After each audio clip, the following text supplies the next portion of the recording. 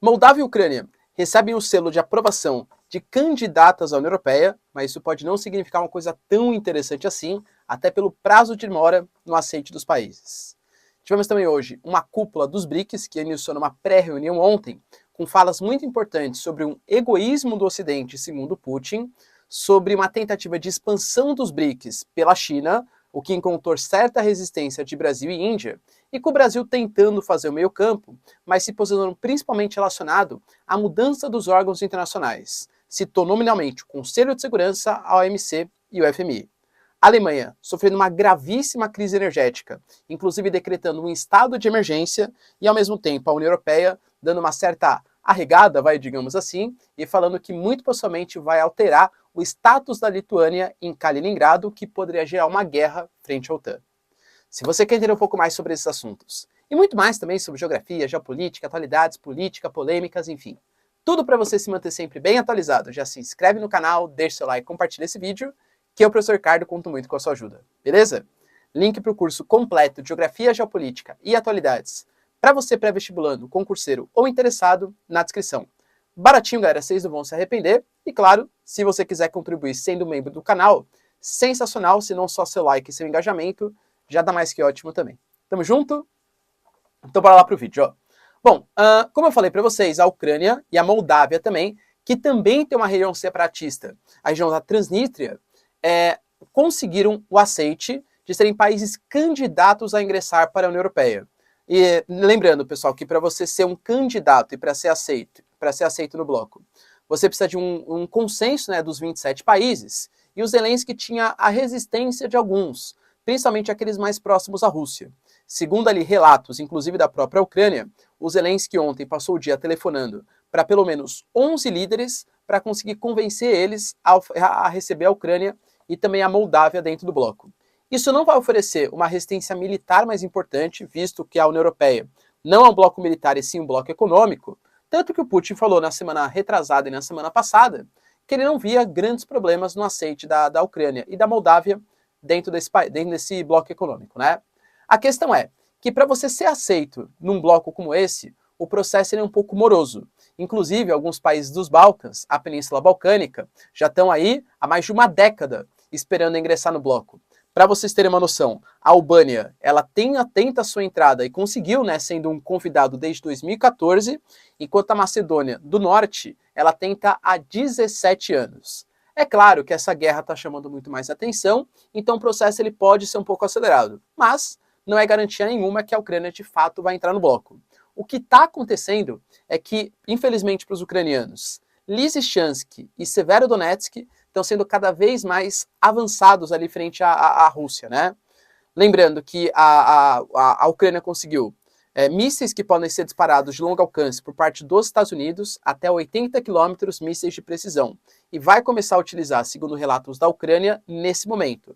Mas nem isso, muito possivelmente, vai conseguir a reversão do conflito. Se a Rússia conseguir dominar Lugansk, Severodonetsk e também Lysychansk, isso vai significar com toda certeza uma proximidade maior a Kramatorsk e aí de fato o domínio de toda a região de Donbass por parte dos russos. Hoje tivemos também uma cúpula, a cúpula dos BRICS, a 14ª cúpula que foi na China, né? Mas por conta, enfim, de toda a logística mundial, Covid, enfim, acabou sendo uma reunião à distância, uma reunião online.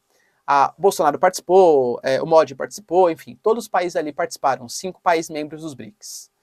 De mais importante que rolou, falando aí de cada país, né? A Rússia, ela novamente, né, fez o seu papel ali, criticou os países ocidentais, falou que os países ocidentais, eles têm uma ganância, um egoísmo muito grande, que vem causando uma crise de alimentos, uma crise energética, enfim, uma crise mundial, e que eles estão praticando essas sanções imperialistas contrárias ao crescimento da China e da Rússia. Enquanto isso, né, o Brasil, eu só fico imaginando, né, o Bolsonaro, meu Deus, não fala muito, porque, bom, basicamente, pessoal, a Índia, o Brasil e a África do Sul, claro que assim, economicamente se aproximaram bastante dos BRICS, mas já politicamente os caras também têm relações importantes com o mundo ocidental. Pô, a Índia faz parte do Quad, o Brasil quer entrar para a OCDE e quer entrar também para o acordo Mercosul-União Europeia. Então a gente economicamente se aproxima dos BRICS, mas geopoliticamente, não fala besteira, pelo amor de Deus, eu gosto do Ocidente também, fica mais ou menos nesse meio termo aí, né? A China falou coisas mais importantes ontem, né, que foi uma pré-reunião. Falou da tentativa de uma nova ordem mundial, que vai ser comandada pela China, que vai tentar promover o multilateralismo. Hoje, as falas elas foram menos impactantes, mas teve uma fala que me chamou bastante atenção, que é a tentativa de expansionismo dos BRICS. O BRIC, lembrando, ele surgiu porque uma agência de investimento americana chamada Goldman Sachs falou, ó, invistam nesses países, que esses países são os países do século XXI. Brasil, Rússia, Índia e China. Esses países gostaram da alcunha, começaram a realizar reuniões, convidaram posteriormente a África do Sul, né, SS de South Africa, e até firmaram uma aliança mais política, fizeram um banco comum de desenvolvimento e tal. Mas a ideia da China agora, nesse momento, não é sendo somente esse bloco político e econômico, com a previsão de aumento de comércio, investimentos e tal. Aceitaram fazer o convite para uma série de países. Argentina, Arábia Saudita, Egito, Indonésia e tal. Muito possivelmente, o que a China está querendo nesse momento é formar como se fosse um bloco de resistência ao G7. Então tem o G7, que é o grupo dos países desenvolvidos, países ocidentais, aquela que tem o Japão, né? Mas enfim, o pensamento mais ocidental, e a China quer fazer os BRICS, que seria um bloco de mais de 20 países, com um pensamento um pouco mais dos países emergentes, em desenvolvimento, como uma oposição ao G7. Brasil e Índia, embora assim publicamente não tenham declarado se mostrar contrários, mas nos bastidores se mostram bastante preocupados, porque, de novo, a ideia do Brasil e da Índia não é fazer uma nova Guerra Fria, um novo grupo de países não alinhados, uma conferência de Bandung, ou coisa que valha. É ter um bloco ali de aliança. Pô, quero negociar com a Rússia, quero negociar com a China, são mercados gigantescos. Mas dando uma ideia de bipolaridade, o que não é fato entre, claro, China e Rússia. O Brasil deu aquela declaraçãozinha, né, de ficar em cima do muro, olha, somos a favor da paz, tudo tal. Mas no momento que chamou bastante atenção, o Bolsonaro ele pediu uma reforma, falou só 4 minutinhos, tá?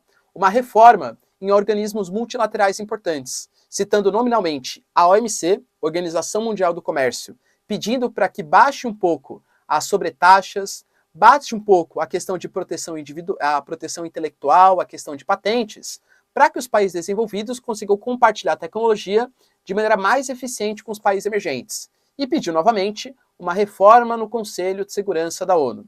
Lembrando que o Brasil, nos anos 2000, fez o tal do G4 ONU, Brasil, Índia, Alemanha e Japão, que defendem uma reforma no Conselho de Segurança permanente, principalmente da ONU, com o ingresso desses 4 países. A Alemanha é uma referência geopolítica da Europa, muito mais importante que Reino Unido e França, por exemplo, hoje, que são membros permanentes. A Índia é a segunda maior população do mundo, liderança em softwares, tem ali um impacto regional no Sudeste Asiático muito significativo. O Japão é uma potência econômica da Bacia do Pacífico. E o Brasil, pô, país simpático, pentacampeão mundial. Tô brincando, né? O Brasil é uma referência também regional na América do Sul, tô brincando, tá? Um país bem importante regionalmente, tá bom? Mas, claro, pentacampeão mundial também. Não que isso vale alguma coisa, claro, para o Conselho de Segurança da ONU, tá bom? Enfim, e os BRICS, eles eram como se fosse uma carta resumo das principais deliberações ali da conversa. O que eles falaram basicamente? Primeiro, sobre a questão de rever os organismos internacionais. Bem parecido com o que o Brasil falou. Uma reforma no Conselho de Segurança da ONU e uma reforma na OMC. Propriedade intelectual e baixar tarifas também para produtos agrícolas de países desenvolvidos. Falaram um pouquinho também sobre a questão da paz na Ucrânia. De novo, né, não culpando a Rússia, óbvio, a Rússia faz parte dos BRICS, mas falando que o Guterres, que é o representante ali da ONU, tem que fazer um esforço maior para conseguir mobilizar a Ucrânia a participar também das reuniões. O Lavrov, ele tem essa crítica muito efetiva, né? O Lavrov, ele fala de maneira bem intensa que a Rússia está fazendo tudo o que pode. Óbvio que, né, enfim, é uma visão russa do fato. Mas está fazendo tudo o que pode para que a Rússia consiga, a Ucrânia consiga exportar seus grãos, etc., mas que a Ucrânia vem fazendo todo tipo de resistência, inclusive para culpar os russos pelo aumento do preço dos alimentos. Falaram também sobre a questão do desenvolvimento sustentável, uma bandeira, né, o Brasil, tá, enfim, até 2030 conseguir atingir mais ou menos essa meta, só que falou também da importância dos países desenvolvidos repassarem tecnologia. Pô, eles não estão falando de energia limpa, o que é desenvolvimento sustentável? É você utilizar os recursos naturais sem que eles comprometam as gerações futuras. Isso tem que ser feito, segundo os países dos BRICS, com repasse de tecnologia dos países desenvolvidos. Falou também sobre a questão do terrorismo bioquímico, um maior cuidado. Penso eu que essa questão está muito ligada às suspeitas que a Rússia tem, que existem laboratórios bioquímicos utilizados principalmente na Ucrânia para um suposto terrorismo, ataques biológicos, químicos à Rússia.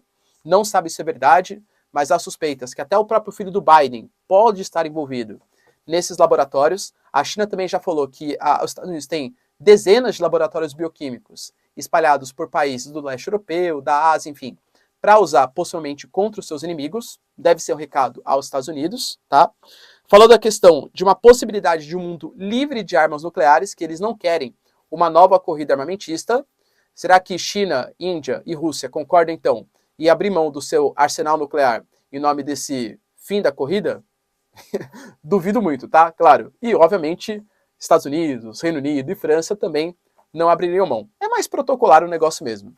E também falaram em corrida, inclusive de uma corrida espacial, uma corrida armamentista espacial, demonstrando preocupações e a necessidade de uma criação, uma lei específica para isso. Enfim, deliberações para constar no papel, mas pouca coisa de fato efetiva.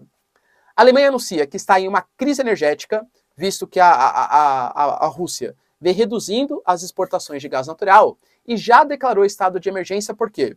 Porque o próximo inverno, lembrando que foi o solstício de inverno para a gente, começou o verão então para o hemisfério norte, mas o próximo inverno deve ser um inverno rigoroso e com uma gravíssima crise energética, já que não tem gás vindo da Rússia. Pediram para economizar e anunciaram inclusive um pacote de investimentos para maior produção e para a tentativa também de mudança da matriz energética alemã. É uma situação que preocupa muito, inclusive a Alemanha está estourando ali de produzir energia com carvão mineral, que é cerca de 70%, 60% mais poluente que o gás natural, mas enfim, quando a economia começa a apertar, questões ambientais acabam sendo esquecidas. Isso sempre aconteceu ao longo da história, ok?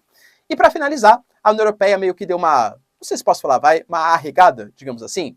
A União Europeia adotou uma série de sanções contra a Rússia e nisso os países bálticos tiveram que proibir a passagem de uma ferrovia que conecta a Rússia a Kaliningrado, como se fosse um esclavo russo.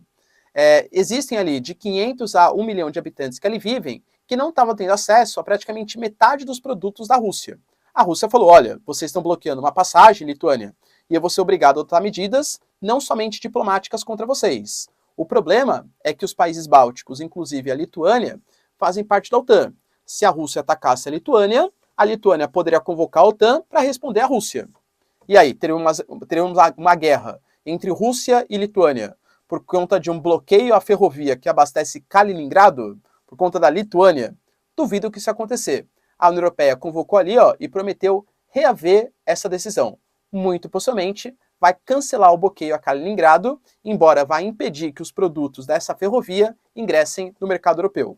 Convenhamos, galera, faz muito mais sentido do que bloquear uma ferrovia para causar uma terceira guerra mundial, porque não quer abastecer Kaliningrado. Para, né, pessoal? Ou seja, dê um passo atrás a favor da paz mundial. Beleza, pessoal? Deu para entender os principais conceitos aí? Tamo junto? Se vocês curtiram, então, já deixa seu like, se inscreve no canal. Beijos, abraços e tchau, tchau.